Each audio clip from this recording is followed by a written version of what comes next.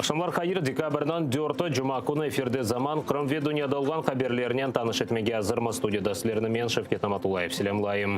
Ишгалжилер сабақ сияси мабуз Казим Аметовнан евінде тентув кечірді. Оларны оғлы Гулливер мирапландырған. Оны Ишгалжилер Херсон велетінде тешкіл етілі башланған Номан Челебеджихан адына батальонға алақасы бар деп қабатла екенлер. Русқыветшілері Сувуқ Сала Грушевка койынды ерлешкен Аметовлар евіне саба саат едіде шаатларнен бері сұрып келген. Қой күрішінде есе Росгвардия арабасы бекчілік еткен. ФСБ хадемлері евде олған инсанларының жеп телефонларыны тұтып алған. Гулливер евде олмағанына біле бақмадан евні тінткенлер. Ләкен тінтув девамында башлатылған жинай давайчын емиеті олған бір шей тапалмайып кеткенлер. Ama uydurып gördüler. Başladılar. Hareket etmeden çıktım, giyindim. Ne geldiniz dedim, abi biz değil. Senin okul için geldik, okuldan diyor. Okul dedim, gitti dedim. Zarabız katı verdim. O dedi, Naman şöyle bir şey batıranlar. Nekti dedi, konuşuyor. Ben dedim, ya haberim yok dedim. Ben yakın söyledim dedim. O yüzden geldi, bütün yeri kaçtırdılar. Bütün yeri şuman ettiler, bir yeri kaçtırıp dermeden gittiler. Bir yarım saat bak. Украина қытасында тешкіл етілген Қырым прокуратурасы Аметовларының еві тиілмемезлік аққа бұзылғаны үшін жинайдаба башлатты. Аскер жемат бірлешмесінің ел басшысы Ленур Ислямов қайдеткеніне көре, Гулливер Аметов арби олмаған аскер жемат бірлешмесінде қызмет етмекте. 63 яшында олған Казим Аметов есе 2017 сенесі ВЖК давасы бойынша тұтылып, 3 ел ғиябе апыс мұдетін алған еді. Казим Аметов бұл тентовына интиқам деп сая, чүнке о ишгалжилерінің тақиқат изоляторына қаршы дава башлатты, чүнке оны СИЗОда дешетлі шарайтлерде тұтқанлар. Қабатлав тарапының шаты таққа девамында берген шатлығындан вазгечкен. Эрмени базарының ишгалжилер махкемесі Қырым-татар халқының лидері Мустафа Джемилевке низбетен уйдырылған жинай даваны бақмаға девам етті. Видеоконференция бастасынен 2014 сенесі майыс айында Мустафа Джемилев Ярамадаға қайта жағы вақыт Қырымның мемори сыңырында бекчілік япқан екі Русия сыңыржысына сұрғыдан кечіргенлер. Бірі Князев сыңыр кетшіне Қырым-татар халқының лидеріні қаршыламақ үшін инсанлар келгені вақыт ел басшысының емірі есасында бекчілік япқан еріні терк етіп 500 метрге ұзақлашқан. Мустафа Джемилевні көрмеген. Шатлық протоколда есе акси танықлығы қайдетілген. Нетижеде о махкемеде берген шатлығы керчек олғанны білдірді. Мустафу Джемилева он не видел, ничего о его действиях сообщить не может. Кроме того, он указал, что ему ничего не известно, и он не видел каких-либо ясных видимых пограничных знаков в той местности. Поэтому в этом смысле он был достаточно малоинформативен.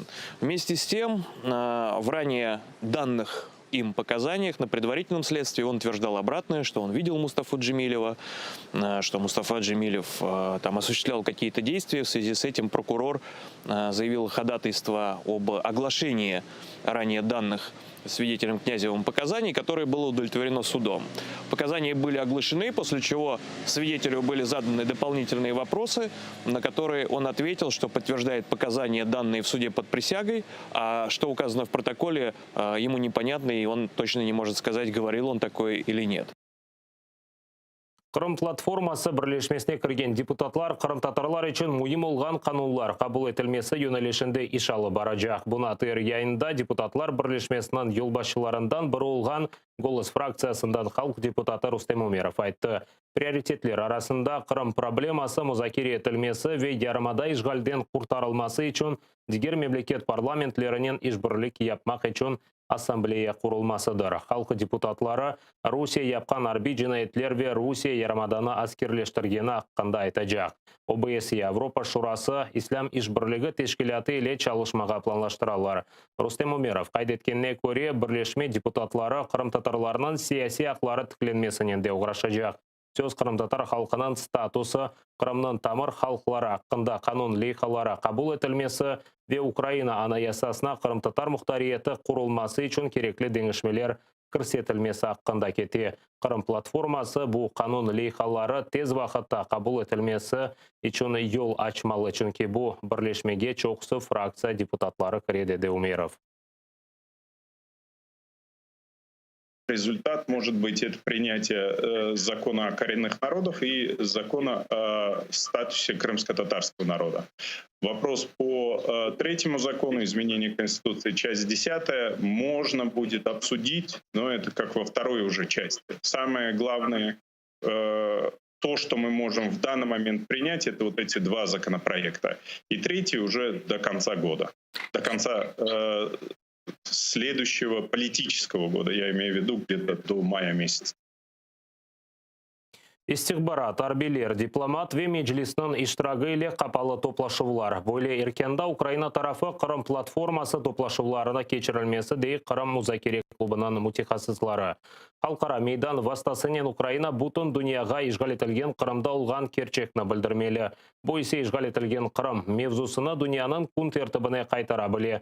Бұндан сон Русияге қаршы жидді санкциялар кірсетілмесі де петежавузи девлет дипломатик жеттен изоляция етілуі аққында айтмақ мүмкіндір.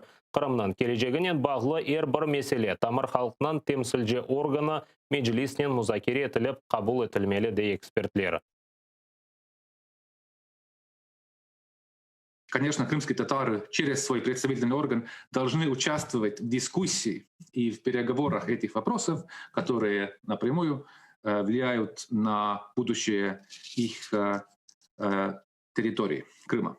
И если Украина это не сделает и как бы оставит на сторону Меджлис в этой крымской платформе, тогда это можно видеть уже как отрицание прав крымских татар на самоопределение. То, что Украина не просто по заезженному, по какой-то мантре заявляет ритуально определенные вещи, а прибегает к каким-то новым формам воздействия на нарушителя, это важно. Также это важно в измерении международного права прав человека, поскольку Украина как государство гражданства и государство суверенитета обязана предпринимать необходимые меры по защите прав человека на оккупированных территориях. И в данном случае все иски международной инстанции. И сегодня мы понимаем, что их можно выдавить оттуда только путем максимальной изоляции Российской Федерации. Экономической путем санкций жесточайших, дипломатической, правовой путем судебных процессов, когда мы должны на каждом шагу, каждый день выигрывать суды, арестовывать и конфисковывать их имущество за границей. Қырым тарафына бұйық Украин байрағы ұшырылды. Фааллер ишғал етілген Қырымнан меморий сыңыры янында бір sıраға тізіліп, 20 метр ұзылығында олған сарым авы байрақына ава көрелері вастасынен көкке ұшырдылар. Күчлі ел байрақны бірден ишғал етілген Қырым тарафына алып кетті. Акция иштиракчылары байрақны ярмаданын чешет көшелерінде Украина ватандашлары көрежегіне ве байрақ Қырым кімге айт олғаны көстережегіне умут етелер.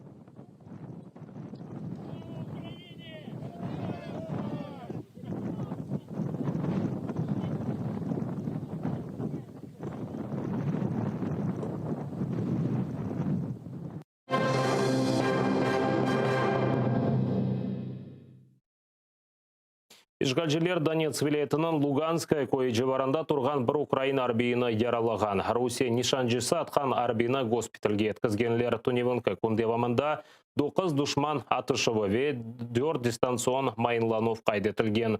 Водяной қасабасы янында душман күчлері бұйық калибрлы майын атыжы ве автоматик граната атыжы құланған. Ишгалжелер Женева конвенциясы ясақ еткен пиадеджі аскерлерге қаршы 4 майын атқан. Донецк юнелешінде есе ишгалжелер танкқа қаршы граната атыжы құланған. Украина арбилері арасында ғайыплар жоқ. Бүгін сабадан да ишгалжелер атешкес режиміні бозған.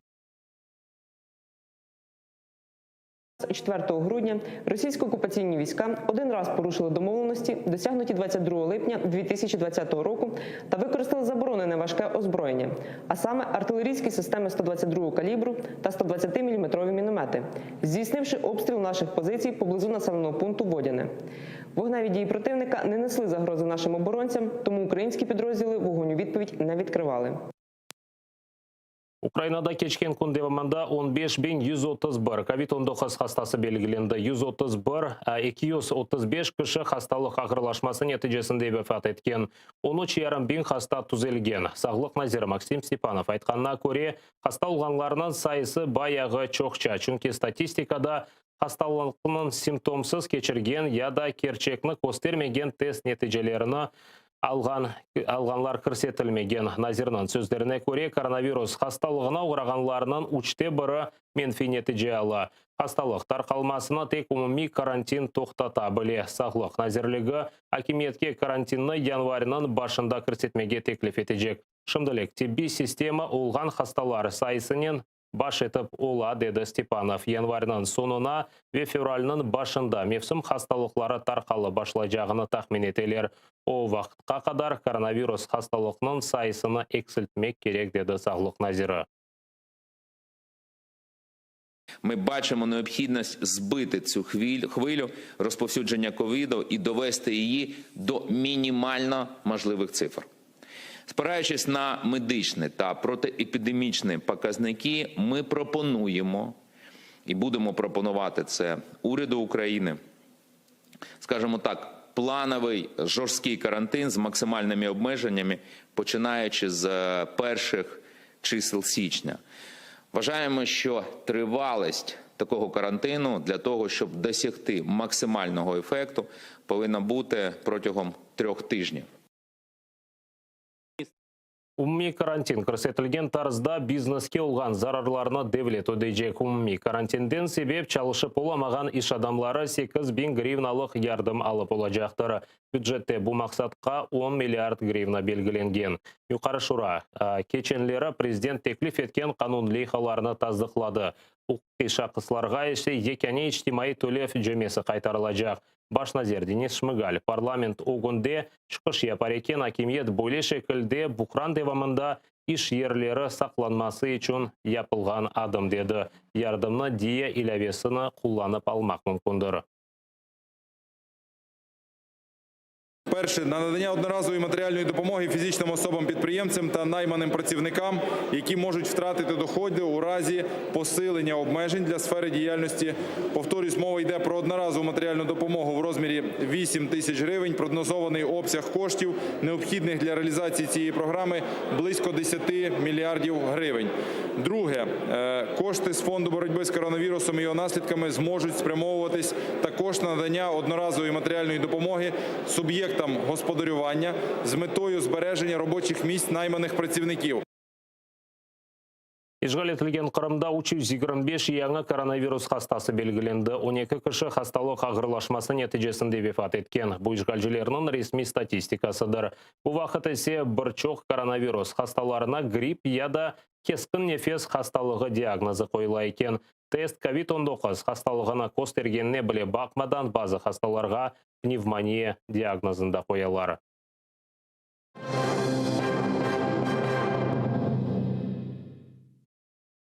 16 yaşında Айдер Абдураимов егетлер арасында Европа бокс чемпионатында күміш медаль сайы болды. Отек финалда романиялы боксчыға юттырған. Ода эсап бойынша. Абдураимов 54 кило чекі категорияда чықыш япып спорт устасы унванына наил олған.